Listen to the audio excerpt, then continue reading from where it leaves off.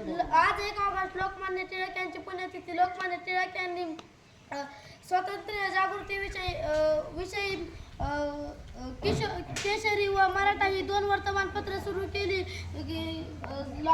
लोकमान्य टिळक यांच्या कार्याला घाबरून इंग्रजांनी लोकमान्य टिळक यांना अटक केले व त्यांच्यावर खटला दाखल केला. लोकमान्य टिळक यांनी न्यायालयात स्वतंत्र हा माझा जन्मसिद्ध हक्क आहे आणि तो मी मिळवणारच अशी सिंहगर्जना केली. लोकमान्य टिळक यांनी मेवाडच्या मांडवलच्या तुरुंगात गीतारस हा ग्रंथ लिहिला.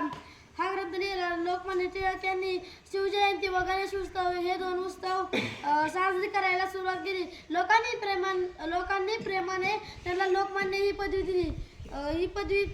दिली. अशा या भारत मातेच्या अनमोल रत्नाचे निधन 1 ऑगस्ट 1920 रोजी झाले. लोकांनी त्यांना दिली मान्यता. नाही हडपवली कुणाची सत्ता. लढले ते स्वतंत्र करता. जय हिंद, जय महाराष्ट्र, जय लोकमान्य टिळक.